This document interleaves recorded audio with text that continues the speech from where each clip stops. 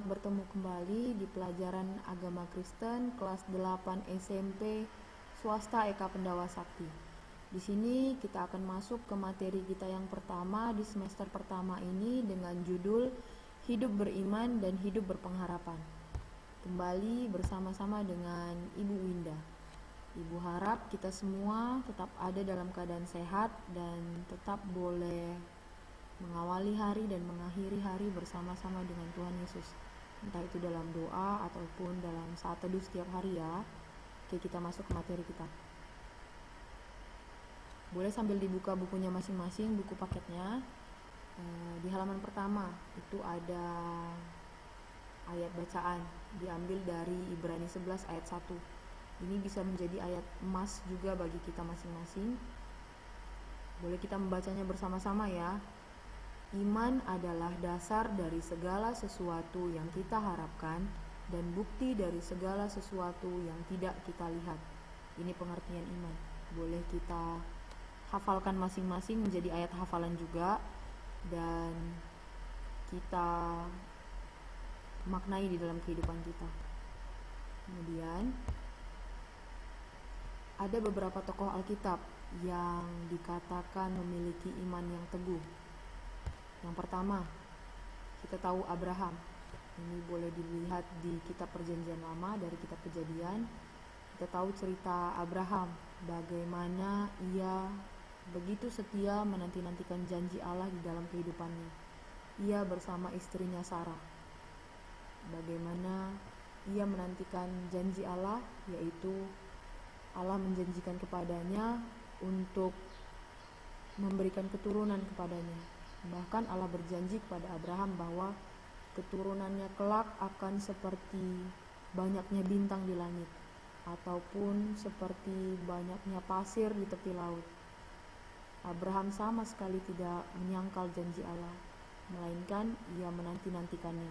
Sampai pada akhirnya Allah menepati janjinya dengan memberikan Ishak melalui Sarai istrinya sebagai keturunannya yang sah di dalam Allah. Dan bahkan di saat Allah menyuruh Abraham untuk mengorbankan putranya sendiri Ishak di atas gunung Moria untuk dipersembahkan kepada Allah, Abraham pun tanpa ragu-ragu langsung mengiyakan apa yang Allah suruhkan kepadanya. Ia pun di saat-saat dimana ia hendak mengorbankan Ishak anaknya sendiri di atas mezbah yang sudah ia buat sendiri untuk dikorbankan kepada Allah, Allah pun akhirnya menghentikan apa yang hendak Abraham lakukan melalui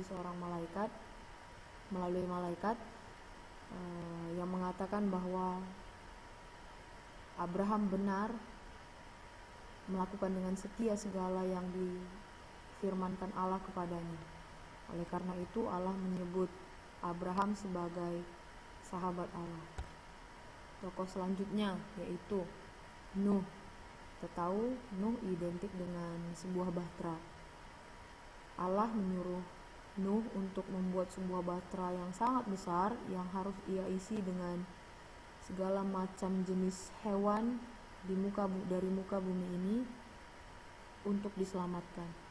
Meskipun orang-orang di sekitar Nuh itu mentertawainya, mengolok-oloknya, menjelek-jelekannya, mengejek-ejeknya bahwa ia adalah seorang yang pemimpi, peminum, atau bahkan yang tidak tahu apa-apa. Namun Nuh tetap berpegang teguh pada apa yang Allah firmankan baginya.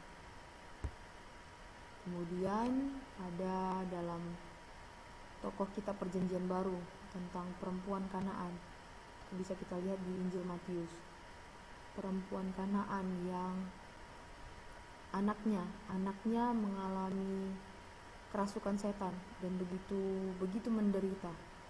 Dan ketika perempuan Kanaan ini tahu bahwa Tuhan Yesus sedang ada di daerahnya, di wilayahnya, ia berusaha keras untuk bisa berjumpa dengan Tuhan Yesus. Ia berusaha untuk bisa dekat dengan Tuhan Yesus, memohon pertolongan Tuhan Yesus untuk menyembuhkan anaknya yang kerasukan setan. Meskipun pada saat itu Tuhan Yesus menolaknya dan bahkan berkata-kata yang bisa membuat hati setiap orang pada saat mendengar kata-kata Tuhan Yesus juga mungkin merasa sakit hati, yaitu aku diutus hanya kepada domba-domba yang hilang dari umat Israel. Tidak patut atau tidak pantas kamu mengambil roti yang disediakan bagi anak-anak dan melemparkannya kepada anjing. Sebuah kata-kata yang sungguh bisa menyakiti hati orang yang mendengarnya. Namun perempuan Kanaan itu ketika mendengar perkataan Tuhan Yesus, ia mungkin tidak merasa sakit hati, namun ia merespon pernyataan Tuhan Yesus dengan begitu rendah hatinya, yaitu, benar ya Tuhan, anjing yang hina ini hanya makan remah-remah yang jatuh dari meja tuannya. Artinya, arti dari perkataannya ini bisa diartikan sebagai, benar Tuhan, sekalipun hamba ini hina, namun hamba hanya memohonkan sedikit pertolongan daripadamu, sedikit dari pertolonganmu yang mungkin tiada berarti bagimu, namun sungguh sangat berarti bagi hambamu ini.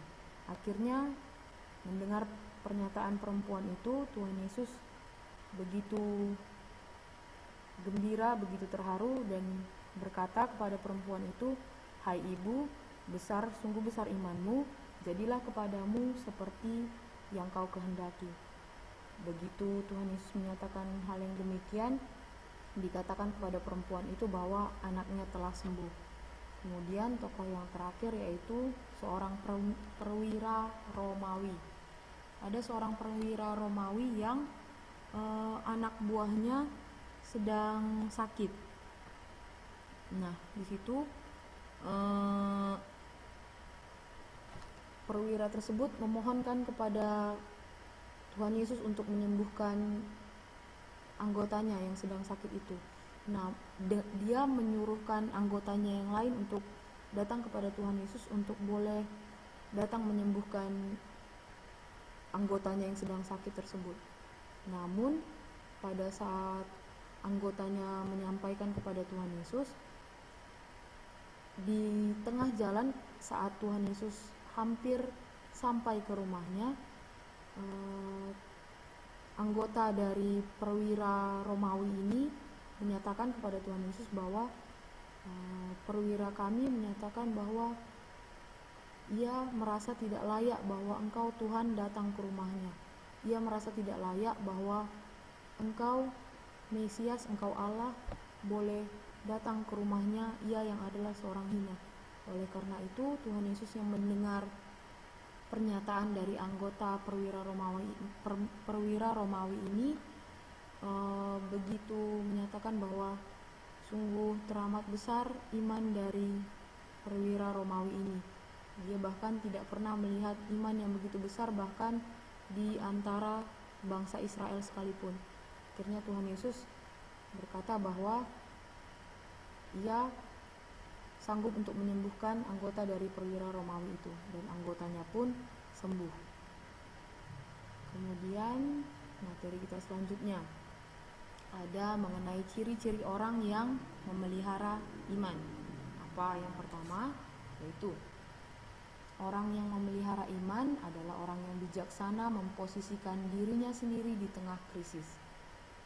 Yang kedua, orang yang memelihara iman adalah orang yang tetap menghormati norma-norma sosial dalam masyarakat.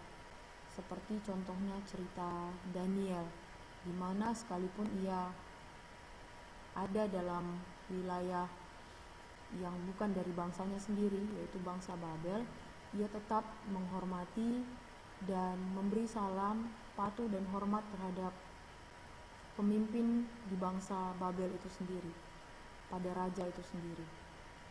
Kemudian orang yang memelihara iman juga adalah orang yang menerima keterbatasan dirinya sebagai manusia. Karena ketika kita tahu kita memiliki banyak kekurangan, kita kurang dalam, misalnya kita kurang pandai dalam pelajaran matematika, kita boleh mendorong diri kita sendiri dengan lebih giat lagi belajar matematika, mempelajari rumus-rumus atau apapun mengenai materi-materi yang kita masih kurang paham.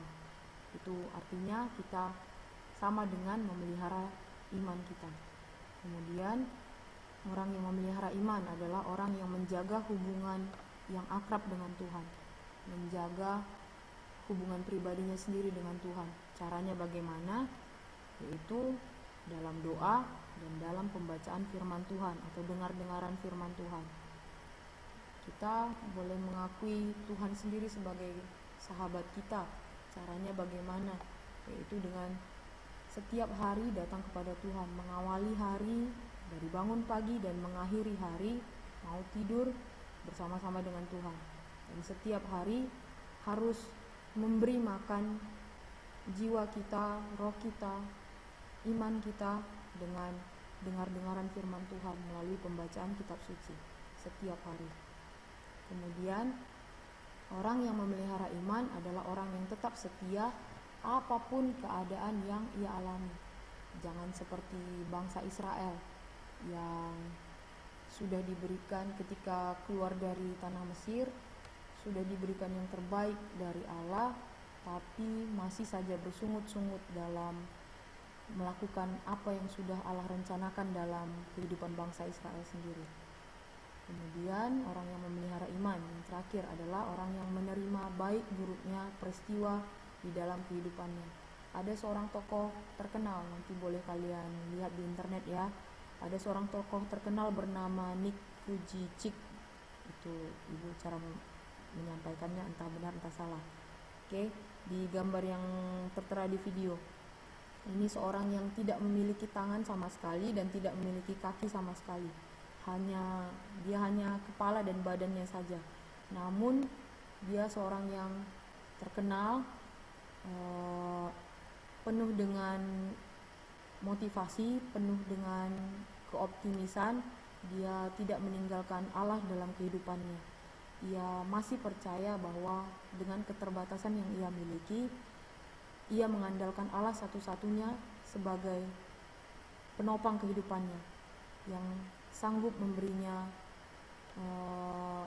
jalan kehidupan sekalipun ia tanpa tangan dan tanpa kaki. Dan memang hasilnya saat ini ia memiliki seorang istri dan beberapa orang anak yang cantik-cantik dan ganteng-ganteng, yang utuh dan sempurna, yang tidak seperti dia.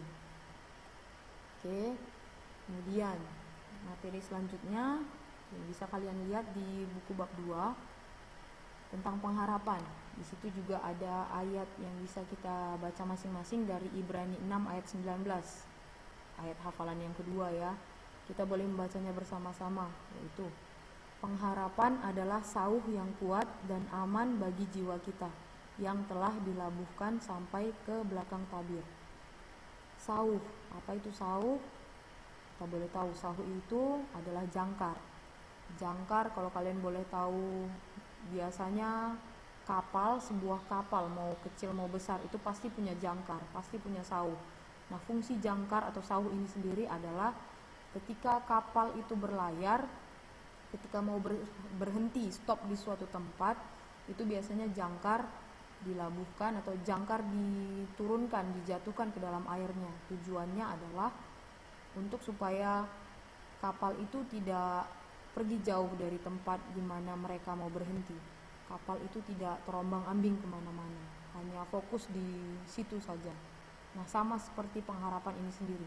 Pengharapan disebut sebagai sauh atau sebagai jangkar. Ketika kita memiliki pengharapan, artinya kita tidak akan terombang-ambing kemana-mana. Kita boleh tetap terfokus kepada Tuhan Yesus sebagai juru selamat kita, yang sanggup menopang kita, yang sanggup bahwa kita tidak akan bergeser kemana-mana lagi, dimana iman kita tetap teguh di dalam Tuhan dan kita wujudkan dalam perilaku kita, dalam pengharapan kita.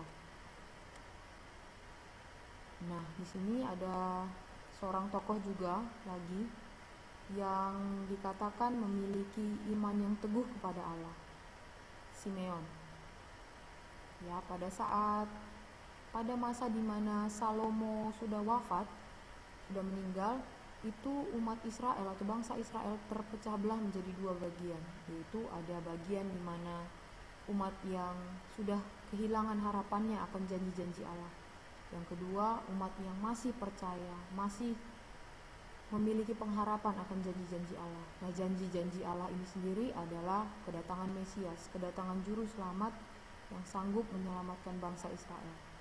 Nah, seorang tokoh Simeon yang sudah tua, sudah sangat tua, dia adalah seorang yang percaya akan janji Allah, janji di mana Mesias akan datang, juru selamat akan datang untuk menyelamatkan bangsa Israel. Pada suatu waktu, Roh Kudus menggerakkan Simeon untuk pergi ke bait Allah, dan sesampainya ia di bait Allah, ia bertemu dengan Maria dan Yusuf, orang tuanya Tuhan Yesus, bayi Yesus. Saat ia bertemu dengan bayi Yesus, ia begitu gembiranya, ia begitu sangat terharunya, dan ia menggendong bayi Yesus itu sambil berkata bahwa sekarang ya Tuhan, biarkanlah hambamu ini pergi dalam damai, sebab mataku telah melihat keselamatan yang daripadamu. Mataku telah melihat keselamatan yang telah Engkau nyatakan kepada bangsa ini. Begitu bahagianya ia bahwa ia telah berhasil menanti-nantikan kedatangan Tuhan di dalam kehidupan bangsa Israel. Nah, demikianlah materi kita. Sekarang Ibu mau kalian berkreasi dengan membuat sebuah karangan di selembar kertas saja yang isinya harus memuat atau berisi kata-kata yang isinya ada kata Indonesia, kata putus asa, kata menyerah, kata Tuhan, kata pengharapan, dan kata orang tua. Di sebuah karangan saja, sebuah karangan harus berisi tentang 6 kata berikut ini. Di sebuah karangan, entah itu 1, 2, atau 3 paragraf. Karangan mungkin bisa berupa puisi atau sebuah doa atau apapun itu, atau cerita, karangan cerita apapun yang isinya harus berupa ada berisi tentang ke-6 kata yang tertera di dalam video ini. Setelah kalian membuat karangan tersebut, kalian boleh menghiasnya sedemikian rupa, diwarnai atau bagaimana menjadi lebih cantik lagi ketika dilihat. Oke, demikianlah materi yang sudah Ibu jelaskan. Ibu harap kalian harus menuliskan rangkuman dari keseluruhan video ini di buku catatan kalian. Nanti akan Ibu cek ketika Ibu berjumpa dengan kalian masing-masing. Tuliskan di buku catatan kalian masing-masing dengan rapi, dan seluruh materinya tertulis dengan baik. Oke, demikianlah video ini Ibu akhiri. Sampai jumpa. Tuhan Yesus memberkati kita semua.